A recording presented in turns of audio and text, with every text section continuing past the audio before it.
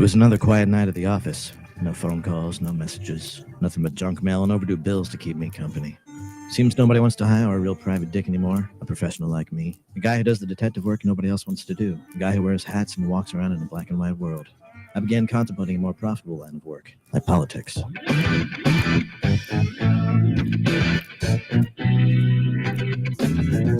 are the show you want to know. It's time to talk to Joe. All right, folks, good afternoon and welcome to the Wednesday edition of the Joe Mangiacotti Show here on AM 830 WCRN. You can, of course, listen to the station by tuning in to AM 830, massive footprint here in central New England, or you can stream us on the TuneIn app. We, like thousands of other radio stations, do stream 24/7 on the TuneIn app, so you can take us anywhere, which is fantastic. And of course, I do stream my show on my social media platforms as well as the station's Facebook page and YouTube channel. So you can follow me on social media, Joe Mangi Show, M-A-N-G-I, Joe Mangi Show, and watch it on Facebook, Twitter, X, LinkedIn profile. And we do stream live to Rumble TV. There is a Joe Mangiacotti Show channel there on Rumble. And the show is then loaded up, I should say, to Torch TV, a new streaming channel, which you can get on your Roku, Fire Stick, or Smart TV. 508-871-7000 to join the conversation. That's 508-871-7000. Today, back at H Quarters behind the glass. He's flying the board there. He'll get you set up and into the studio for two-way talk and conversation. And don't forget, we do have the text line at 617-297-8388 is a screen here in the studio. It appears in real time. We try to work it into the conversation. We've got a lot to talk about today, of course. So I don't know if you've caught all these stories, if some of them are going to be new to you, or some of them you already a little bit know about, and you're free to call in at 508-871-7000 and share your 2 cents there.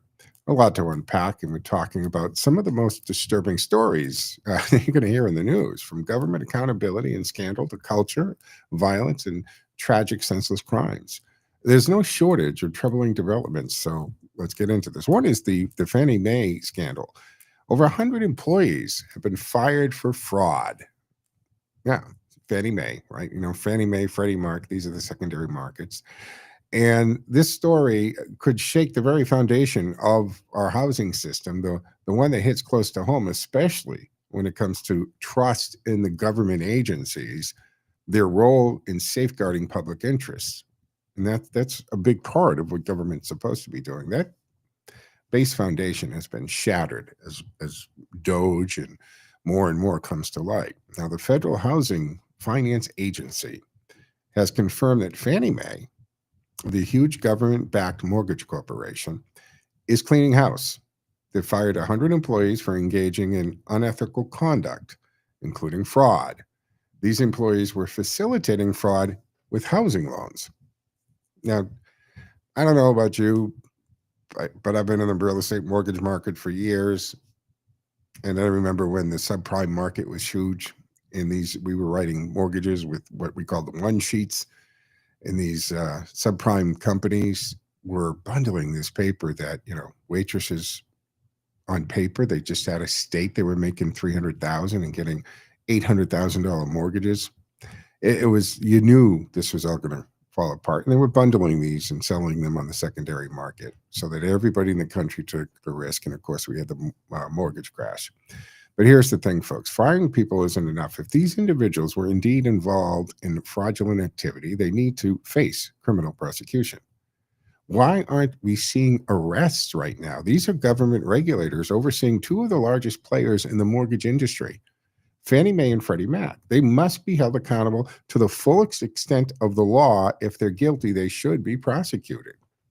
It's one thing for a company to fire employees for misconduct. It's another for that misconduct to be tied to national security and, of course, taxpayer money.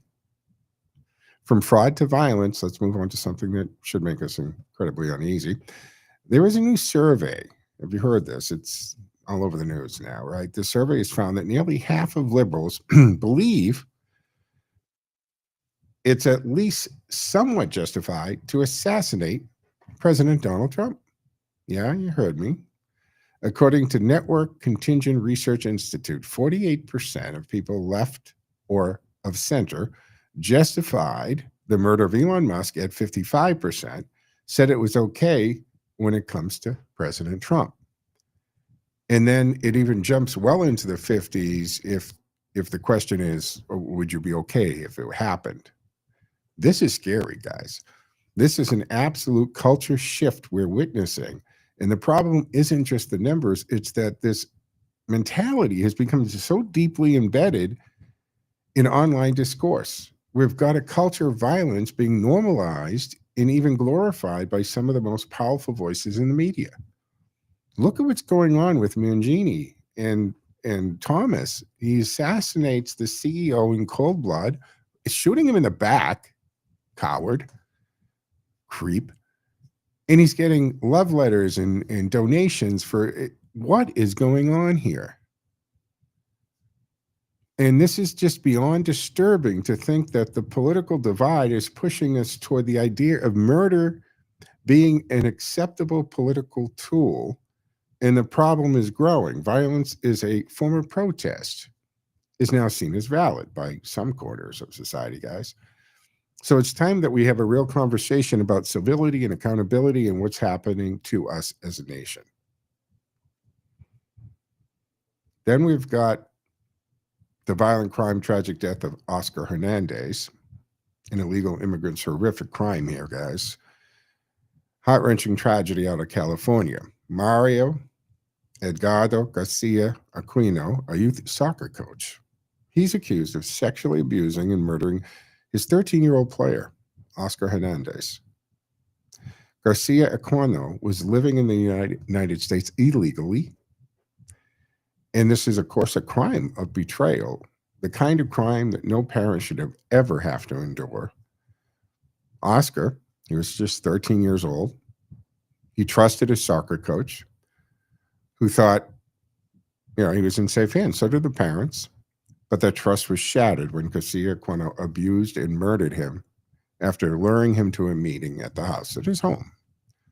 Oscar was reported missing, and days later, his body was found. And it gets worse. Garcia Aquino has a history of sexual abuse against minors. And it's horrifying to think that this predator was free to do what he did because officials failed to uphold immigration laws. Really that simple.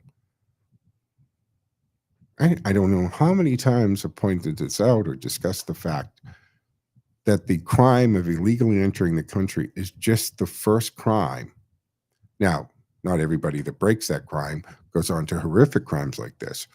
But in essence, you have to continue to break the law in one way or another with identity theft or what have you.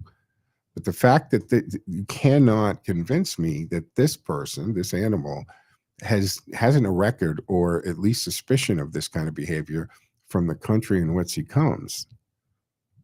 You tell me he illegally enters the country and he becomes a predator, sexual predator all of a sudden? But we don't have any vetting process there. So he has sexual abuse charges and accusations here in history of minors in the country. What is he doing anywhere near youth soccer?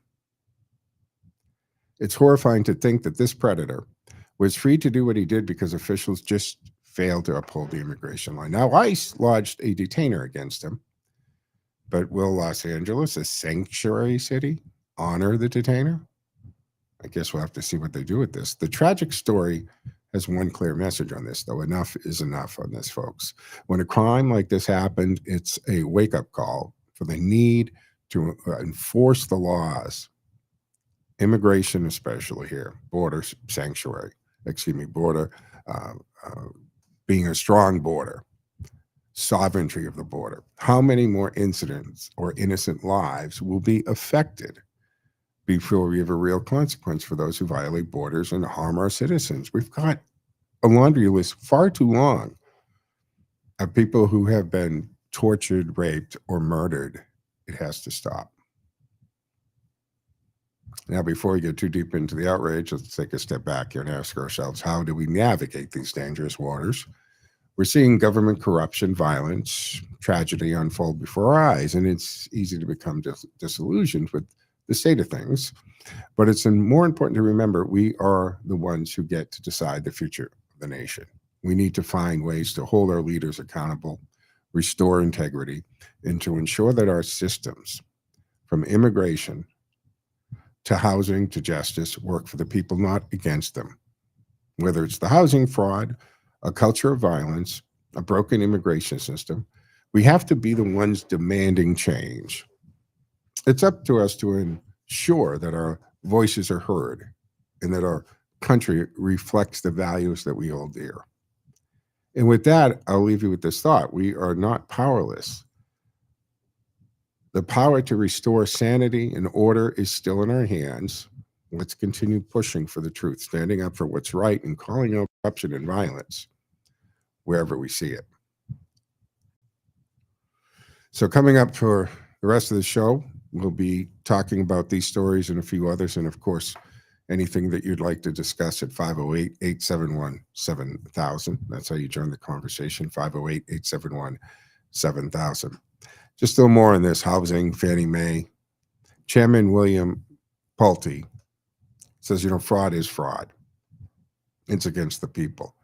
He says anyone who commits fraud against Fannie Mae does so against the American people. And this isn't about insider theft. This is about violating the public trust with taxpayer money, and housing markets are at stake with this. Fannie Mae doesn't print its own money. That's our money, our economy, our housing market. Every fraudulent loan damages real families trying to buy a home the right way. These are federal employees and regulators tied to Fannie Mae and Freddie Mac, two of the most powerful engines in the U.S. housing market.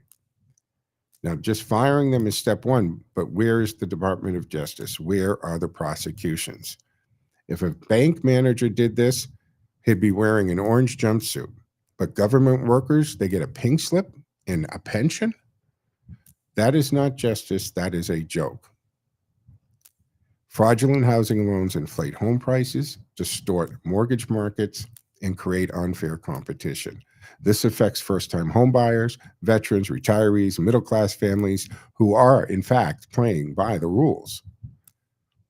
You know who pays the price when fraudsters play games with mortgages? You do. The hardworking citizens. That's who pays it. Folks, we have to take our first break here on the Wednesday edition of the Joe Mangiacotti Show at AM 830 WCRN. So stick with us. I'll be back on the other side in 2 and 10, and we'll take your calls at 508-871-7000.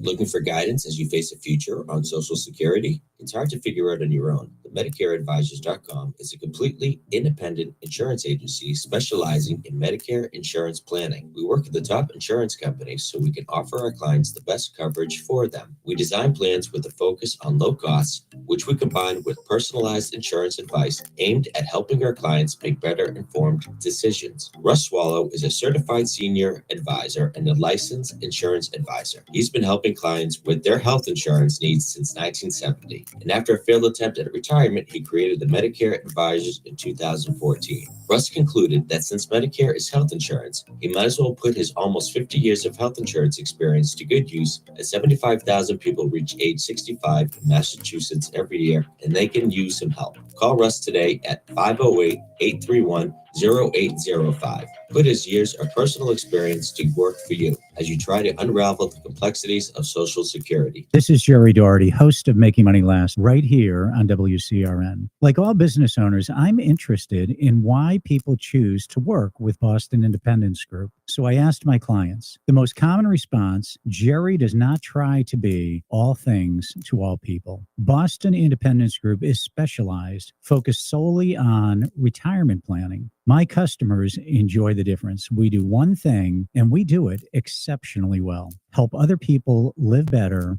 in retirement. That's it. If you're ready to retire or making plans to retire, we can do for you what we've done for hundreds of other retirees throughout New England.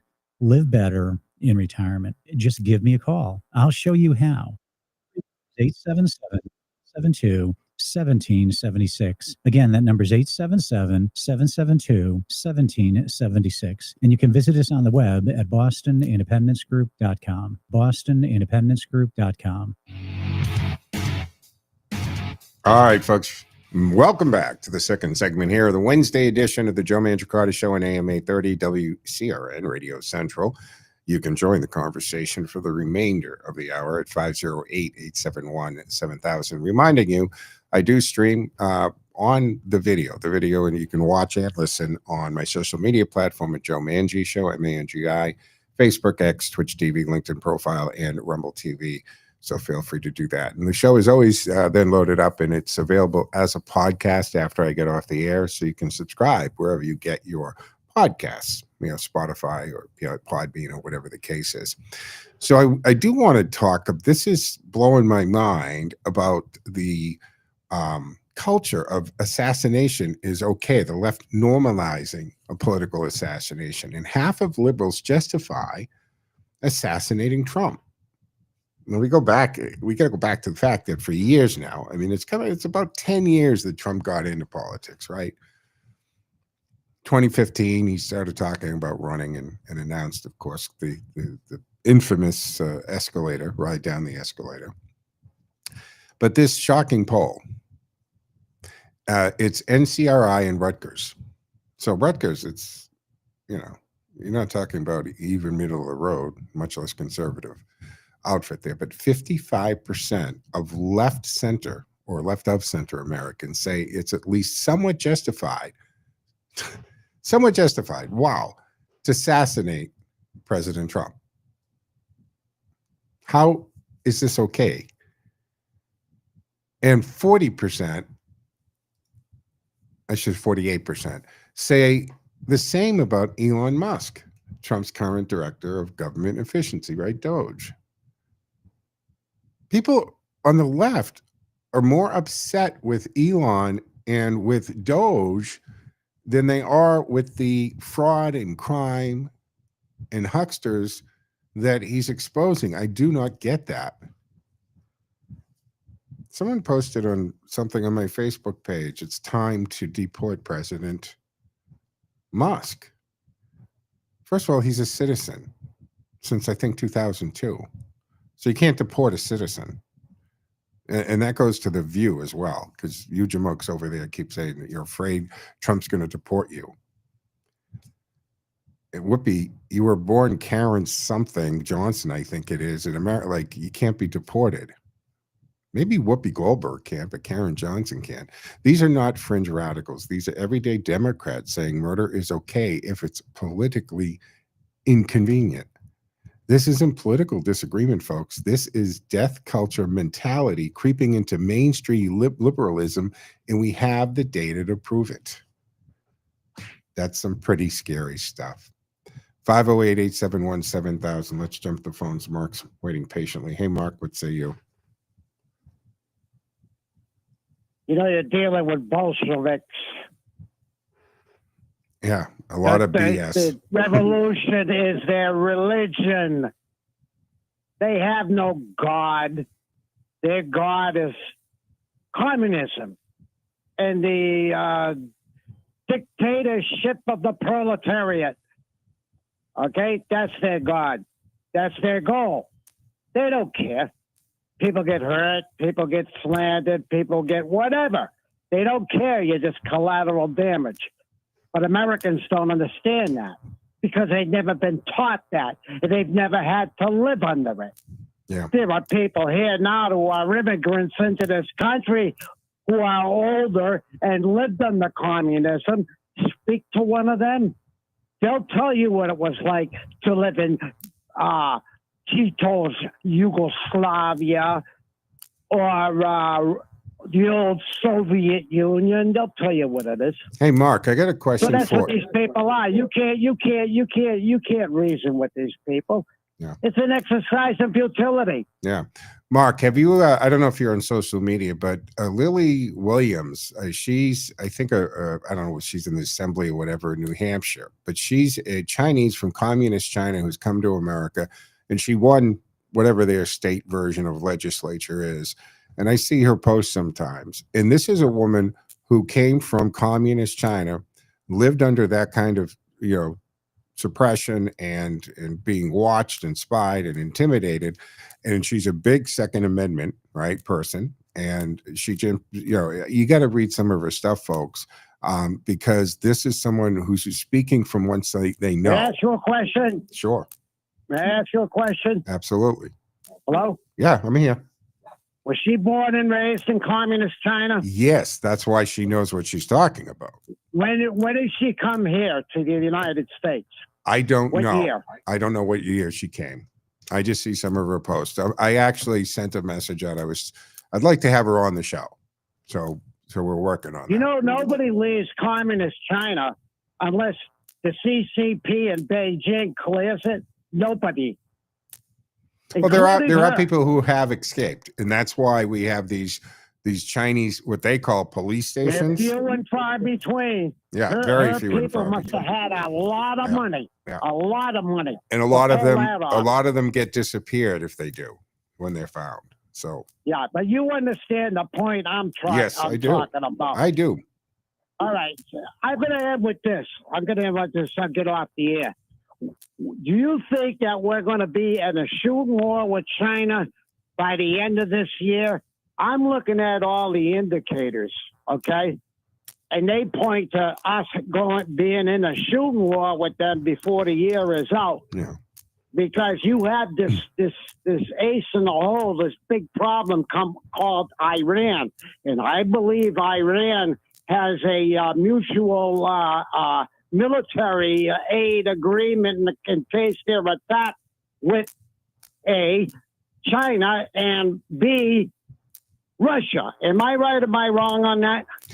Yeah, there's different. One of the things the Biden administration, Mark, thank you for the call. Appreciate it. Always do. One of the things that was, I don't know if it should be called unintended consequence here, but the Biden administration, with just their absolute incompetence, has driven Iran and China closer, and even Moscow, right? Even Russia has gotten cozy with China, and China's looking at all of this as a perfect opportunity to make their moves. Now, as far as that goes, yes, because look, this is something that has been in the tea leaves for a while, Mark, and that is because you got the Taiwan situation. You saw what they did last week with exercises in the Strait, right? They were basically, that was as far as I'm concerned, that was a total signal or message to the United States. Look what else? Look, you know, this tariff thing and imbalance of the trade, but we still have a really powerful army. We have billions of soldiers. We've got a great Navy. This was them flexing. They were rattling the saber by doing what they did in the Strait of Taiwan last week. And it's almost inevitable. Now, it was a mistake. They should have not have retaliated with the tariffs. They should have negotiated, but they didn't. And you got to remember that first 20% or 20% tariff that Trump initially placed on China was 100% a slap on the wrist for their providing the precursors to fentanyl, shipping them from China to Mexico, where they've entered agreements with their cartels there to use the labs to put the fentanyl together and get it over the border. How do you not see that as an attack on the United States? It's a bio war. I mean, they are purposely, knowingly, strategically, and cleverly infiltrating our drugs and therefore our citizens with fentanyl. And it's all starting in China. And then he added the other, right? The reciprocal. And they gave him a deadline and they didn't do anything else. So we're at, I think, 104% on that. Yeah. So China hits back, but who's really going to lose? Their economy is very, very delicate right now, folks. More so than ours, because we're back to the fact that we, the United States of America, and our economy can outlast pretty much anyone else. I'm not saying it's not going to be painless, but who really loses? China raised tariffs on U.S. goods from 34% to 84%. Now, that was the direct response to the newly enacted 104% tariffs on China or Chinese inputs. Scott Bassett was clear. He said, this escalation is a loser for China. And why? Because they export 5 times more to us than we do to them. And they have been screwing us with the tariffs of our goods going in there for decades. Now, Trump's approach on this is simple. It's when America is punched, we punch back harder. If you haven't gotten that from Trump, you just haven't been paying attention. And that whether it's tariffs or some idiot in the media or some Hollywood elitist taking a stab at Trump, what do you get back? Often it's kind of funny when he strikes back to a Rosie O'Donnell or something, but it's not necessarily nice by any means. So the left calls this reckless. I call it, to a degree, it's economic strength. It's the tools at hand. Will this lead to a shooting war, as Mark terms it? I don't know if it's solely this. Unfortunately, that's a fight that's because, again, I got to go back and I've been talking about this literally for a few years now, the Taiwan situation. What our policy was or lack of policy there. And because I have family connections and friends in Taiwan, I know what people of Taiwan think, and they don't think the United States will have their back in Taiwan like we have told them we would. And a lot of people in Taiwan who have had the means and ability have moved to Germany or other European countries thinking that eventually they will get the Hong Kong treatment and be occupied by mainland China at some point. We have a president who's not afraid to fight back instead of bowing down to global bullies. And it's going to cause a problem. In the big picture, from the 30,000-foot view, it's almost as if some kind of confrontation between China and the United States is almost inevitable. It's the getting or avoiding it, which is the key question. And doing so without putting America in a less than position than she is today is the key. And I don't put anything beyond what China is willing to do given their history. We got to take our mid-show break here on the Wednesday edition of the Joe Mangiacotti Show on AM 830 WCRN. Reminding you all, we're streaming on Facebook and X. Joe Mangi Show. Check it out. Back in 2 and 10, folks. Time now for the forecast from the Boston Independence Group Weather Center. Call Jerry Doherty today at 877-772-1776. Retirement is within reach. I'm meteorologist Sherry Spearin. Here's the latest Boston 25 weather on Radio 830 WCRN. After a chilly start to the morning with wind chills all the way in the teens this morning, we've got highs that will top out in the 40s. It is going to remain below average. It's going to feel more like early March for today, even with the full sun out there. Luckily, winds will weaken through the afternoon, so wind chills won't be as big a concern as they were yesterday. It's going to be cold overnight with lows in the 20s, and then we'll pop up to about 50 degrees tomorrow with some increasing clouds. I'm meteorologist Sherry Spearin. You can hear Boston 25 live for the morning drive weekdays on AM 830 WCRN. More live and local radio is next. Stay tuned to Radio Central 830 WCRN.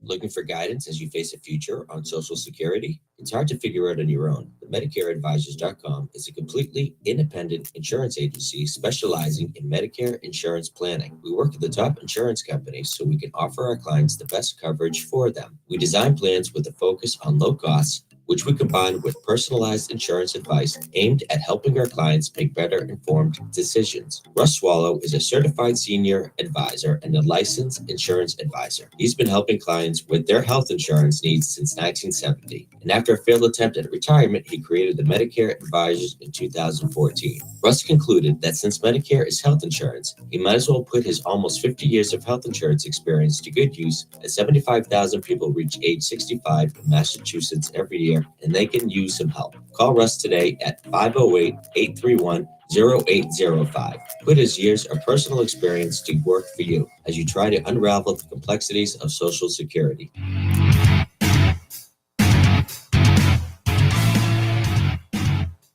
All right, folks, welcome back to the second half of the Wednesday edition of the Joe Mangiacotti Show here on AM 830 WCRN.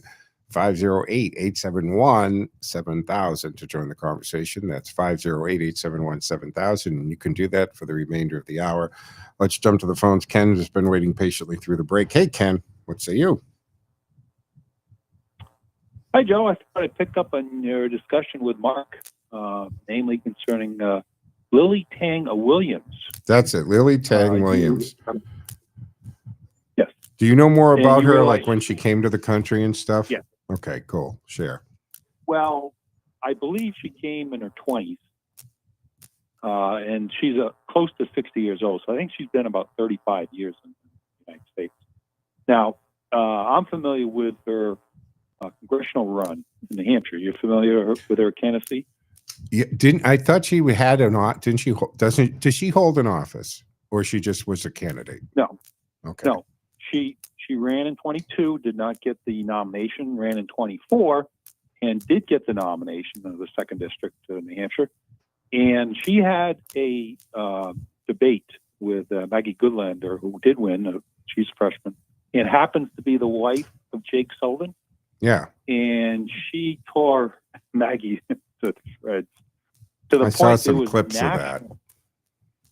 Yeah, like literally, if you want to get a where she's coming from, watch that. And literally, I have a son that's not all that political who was telling me like within days about it, because he's in his early 30s and he's into social media, and a lot of his friends were talking up her, and he thought, boy, she's got a chance to win. It's just the district she ran in is a little bit further left of the district I'm in, but she actually got closer in her competition. So if things play out as they are now, and rumor is that Goodlander may be competing with my congressional district to for Shaheen's seat that's going to be open, she may very well win and run again and win in 26.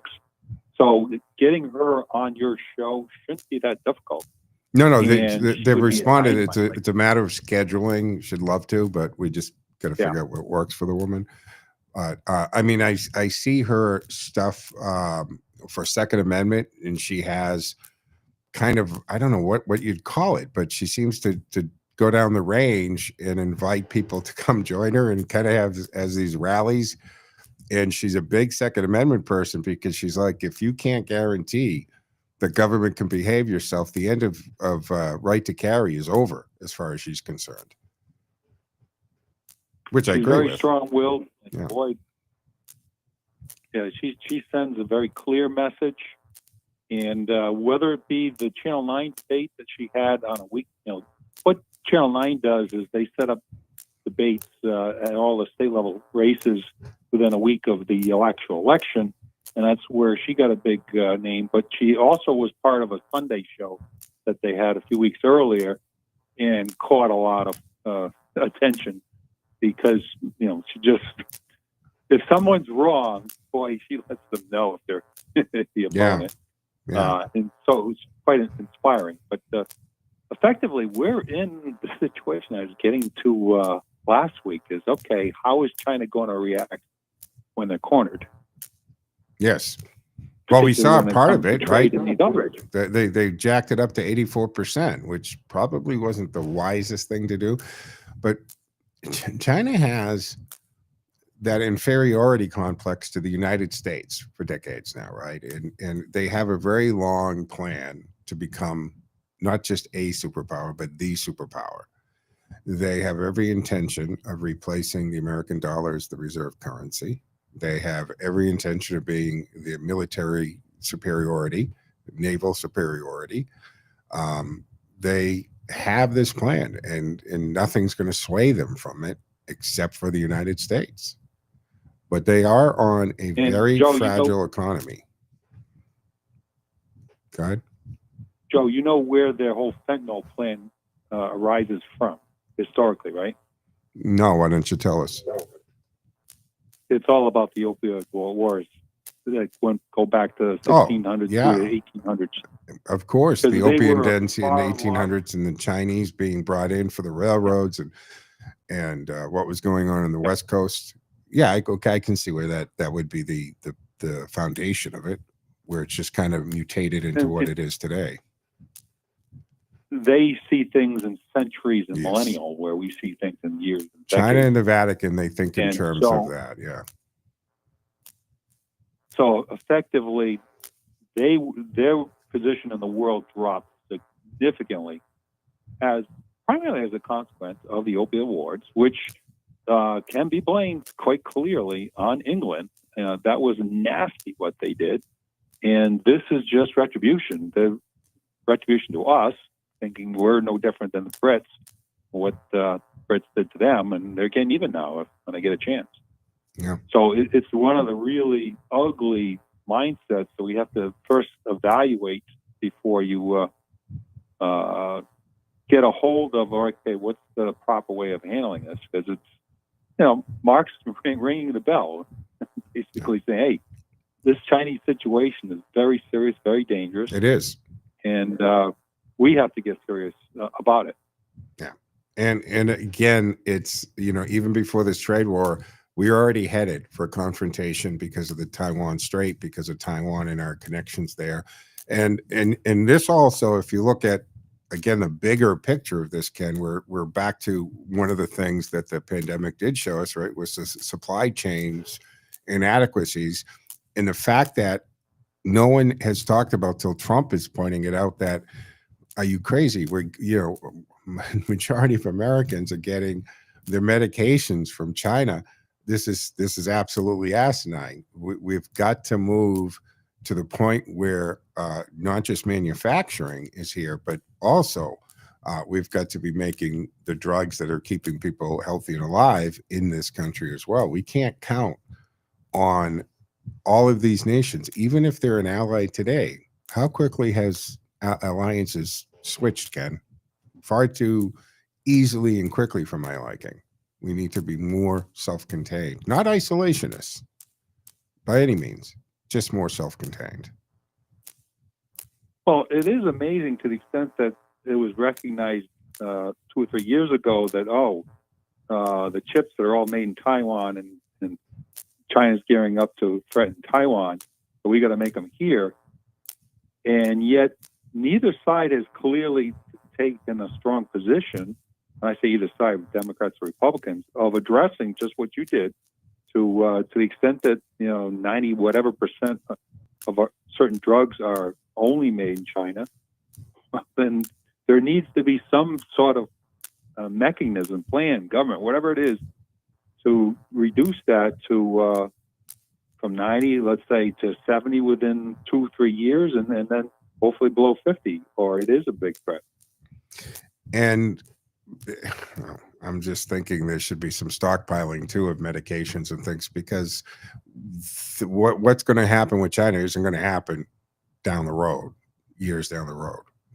There's going to be some kind of confrontation. Certainly, I think in this term, in Trump's term, I really thought they were going to make a move before Trump came in. I think they thought that they had the window with Biden, but Biden was, in my opinion, folks, he was far more a puppet of Xi Jinping in China, given the history, financial and otherwise, between Biden and China. And Joe, think of it this way: when he was in power, they probably had access to intelligence far more than they do now. Absolutely. So maybe they weren't making the move because they're thinking long. Yeah, they were thinking, and I agree with you. We're gaining information that's critical in just a few years that may have taken us decades. Yeah. With this fool that's in the White House. Yeah. Why should we take them out now? Exactly. We want to expand the power. No, it's a good point. They had right. America in a weird position that they had a guy who didn't want to do anything to hurt them, piss them off, would pretty much do whatever they said or sent as a signal to do. I would love to have been able to hear the do you remember when he came and Biden, Xi Jinping came, and Biden and him took that walk without any security around him through that garden. I don't know where it was, in San Francisco or somewhere. And we just saw the video or the pictures taken. What the hell was said? Nobody around, and that that usually never happens. Just as a side thing, Ken, to let people know, the president of the United States never makes a phone call where it's just him and somebody on the phone. There's a dozen people on every phone call. There's always somebody in the room. There's always, even if it's just Secret Service with an air shot. That struck me as strange, that Xi Jinping and Joe Biden took a walk through that garden without one person in earshot, and it was a private conversation. That doesn't happen normally with the sitting president. Just doesn't happen. That tells me, without translators, that Xi was measuring just how gone he was. Oh. And determined that, he is gone. Because it's been being reported even by the left side that he's been gone for a couple of years. I mean, it goes back to April of 2022. I said he's got to be out of there by summertime. But the Dems are stupid enough to stick with him. Yeah, if they admitted what was going on, Ken, they would have had ample opportunity. And yes, I know, folks, even if that meant Kamala Harris finished out the term, okay, how much worse off could we have been than whoever the hell was running it for Joe? And at some point, the chief of staff and staffers in the Oval were doing stuff, and now we're finding out almost everything was used by the machine, the robot pen thing, and he didn't. So, and even the stuff he did. Remember when Johnson talked about saying, "What the hell did you do that? Stopping the natural gas thing?" He goes, "Oh, I didn't do that." He goes, "Yes, you did." And he goes, "No, I didn't. That was a study." He goes, "I can pull it up, Mr. President." He had no idea that he stopped that. So I do question how much of what happened in his administration should even stick, and are the pardons? Did he even know who he pardoned, or was it just the people around him deciding to do these mass pardons and use the signing machine? These are questions. Final word, Ken, because we're against the clock. Well, there's two things. The staff loved the power that they did have, and they didn't think Harris would be. They thought she would be awful. That was a big risk having her. Yeah. But in retrospect, thank you for the call, Ken. Greatly appreciate it. In retrospect, they should have, for them, I'm glad it worked out the way they did, but they should have done it, and they would have had ample time to have a primary and sort out someone who could have been better. But we're going to take a third and final break here on the Wednesday edition of the Joe Mangiacotti Show. So stick with us, folks. I'll be back in 2 in 10.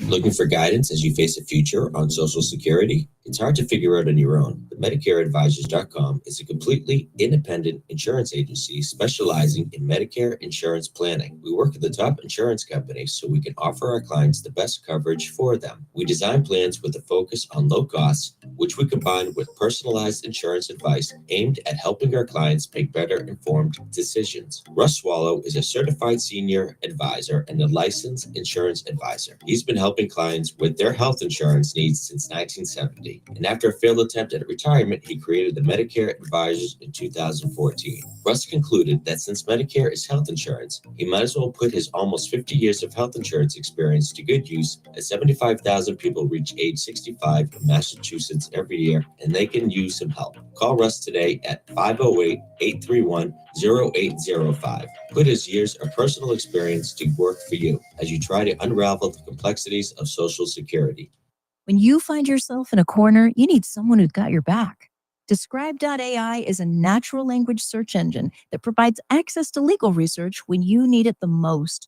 Powered by AI to help humans search more than 3 million judicial summaries in both English and Spanish. This app is completely free because access to justice is this company's why. Visit Describe.ai to find the case law that has your back. That's DESCRYBE.ai. Looking for a station that brings you all sides of the story? Tune in to 50,000 watt powerhouse WCRN, where the left and the right meet in the middle. Whether you lean left, lean right, or just want to stay informed, WCRN has you covered with diverse voices, lively debates, and thought-provoking discussions. From politics and health to pop culture, you'll hear it all right here. Radio Central, where opinions from both sides come together for the conversations that matter. From the center of the dial, the center of New England, and the center of information, AM 830, WCRN, Radio Central.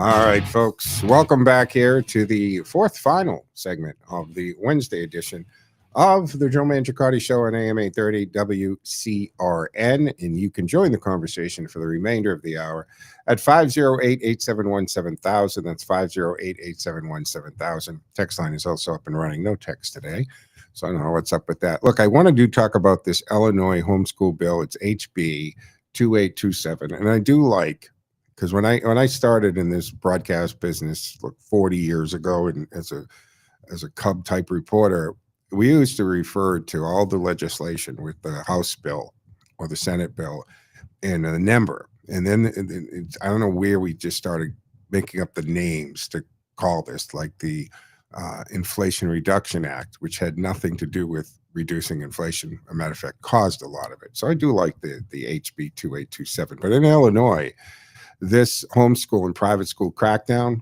law, and it's something we got to keep an eye on, because this isn't it's not just a form, it's government overreach, right? It's plain and simple overreach here. Supporters are trying to downplay 2827 as merely filling out paperwork, but this isn't about filing a form, guys. It's about opening the door to state control of your children's education and custody, in a way, because the state seems to think that children belong to them and not the parents. And once you give them this kind of power, they never ever give it back.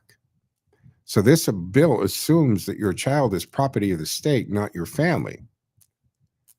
Reverend Michael Moore put it, this bill treats children like wards of the state and parents as merely temporary caretakers until the government decides what's best for your child.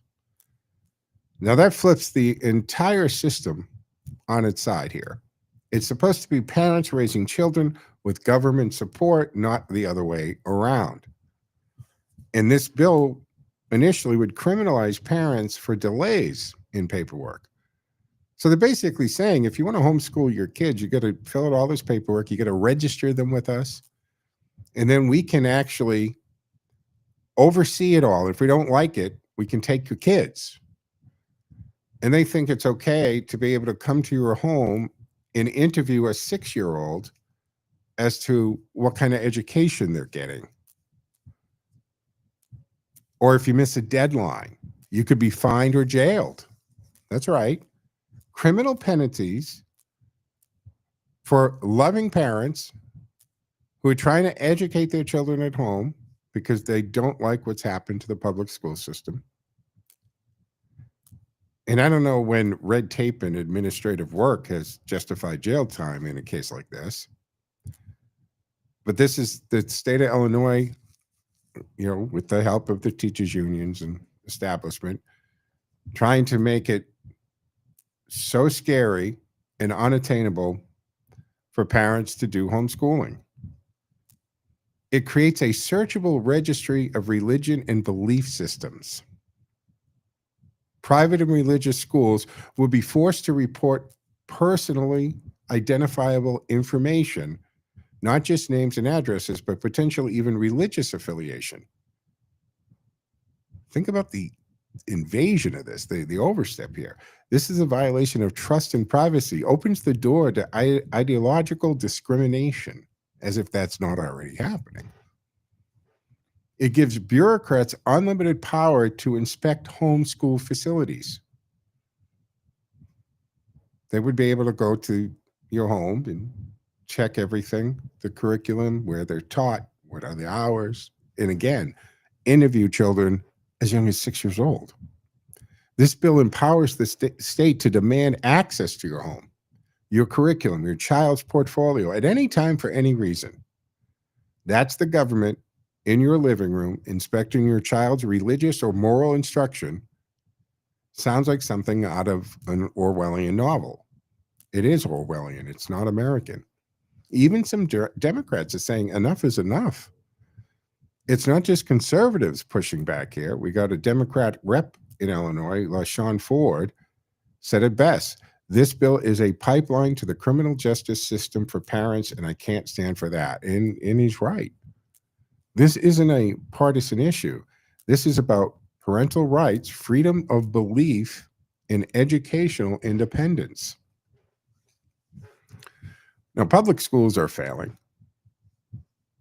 We know this. The Chicago Tribune dropped a hammer on this, published that only 30% of Illinois public school fourth graders can read at grade level. And you're targeting homeschoolers? Get your house in order first. The public system is failing across the board and has consistently failed since the creation of the Department of Education, by the way, because we've been covering that whole debacle for the last few weeks. The public system is failing, bottom line, and instead of fixing it, they're trying to drag successful private and homeschool families down to their same dysfunctional process here. This is a power grab backed by teachers' unions and bureaucrats, of course. So let's be honest. This isn't about safety. It's about control and funding and influence. One child was abused, and that tragedy is now being weaponized to impose state monitoring on every single home, school, family, and private school in Illinois. That's exploitation. What they're doing is beyond invasive. Now, the opposition is massive because the people are speaking out, right? Over 51,000 Illinoisians, I think they're Illinoisians, is that what we call them, have filed formal opposition. That's more than any other bill since online tracking began back in 2011. Meanwhile, only 430 are in favor. This is not popular. It's not right. It's not going unnoticed. So what is the driving force, the power behind this? The state is failing, so it wants to regulate success, basically. Homeschooling is exploding because families are tired of the woke agendas, failing test scores, bloated bureaucracy. Now, the same people who've driven public schools into the ground want to tie and shackle around the very people who are getting it right. It's just, what is this bill saying, and what does it mean for every parent in America? What happens if this happens in Illinois? Because if they can do it in Illinois, they're going to do it and try it in Massachusetts, New York, or anywhere else. Freedom is in the way of their agenda. So we got to watch for this big time. 508-871-7000. You can join the conversation for the remainder of the minutes we have here on the Wednesday edition of the Joe Mangiacotti Show. And of course, you can still always tune in on Facebook, X, and everything at Joe Mangi Show. One more thing I do want to touch before we have to close on this, and we did see let me see, we got a text come in from 873. They're pretty noisy, yeah. If you didn't catch this story, folks, the massive immigration loopholes with government failure, right? Millions of migrants who came under Biden, by the way, under the policies of the open border, they're now receiving Social Security cards without interviews, verification, fingerprints in some cases. So Doge and Elon Musk, they've confirmed that this is happening on a massive scale, and it ties directly to a broken federal process. How are they doing this?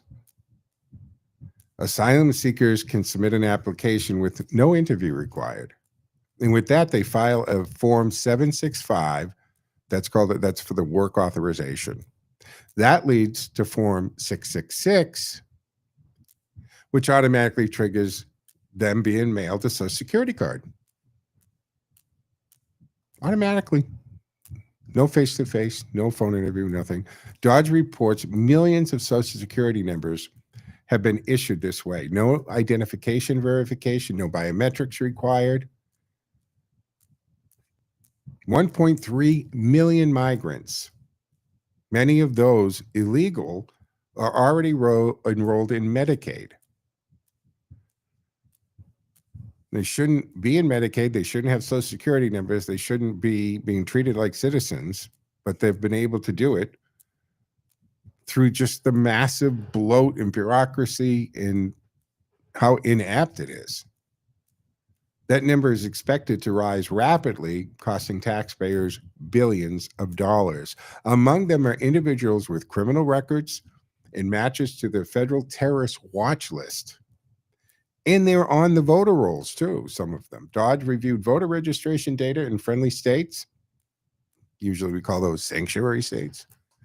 And they found thousands of migrants are in fact registered to vote, which overlaps into the other area that, if you listen to this show at all, how much I can't stand voter fraud and don't understand why we can't tighten that up with requiring IDs and paper ballots, but that's another conversation. But many of them actually voted in this 2024 presidential election last year. Antonio Gracias, a former Democrat donor, said the evidence was shocking and unbelievable to even him. Garcias openly says this appears to be a deliberate strategy. This is a Democrat again, right? Deliberate strategy by the Democratic Party to import new voter base. Because if we won't vote for the Democrats because we're sick of the bull, they'll just bring new voters in. He draws a direct line from Reagan's 1986 amnesty to California's shift from the conservative state to a solid blue stronghold. Now, the goal, change the electoral map permanently. That's always right, because the other part of this is the Democrats actually want illegals to be counted in the census. And at first glance, you go, well, they're there, right? Yeah, but they're not citizens. The census is supposed to be a taking of the citizens that live where they live, and that establishes congressional districts and therefore establishes the Electoral College. But if you dump a bunch of illegals and you get to count them as citizens, it will affect their districting and therefore the number of seats that any particular state has, and keeping the power in the blue states in the democratically controlled areas. That's the bigger plan, and it always has been. But folks, we got to wrap up the Wednesday edition of the Joe Mangiacotti Show on AM 830 WCRN Radio Central. I'll be back tomorrow afternoon at 1 o'clock. Frankie Boy is coming up right after me. Be sure to tune in to Handling Change tomorrow as well, the new show. We got Boston, or Building AI Boston, also a new show at 10:30. So that will take care of me for today, folks. Joe, out. Have a good one.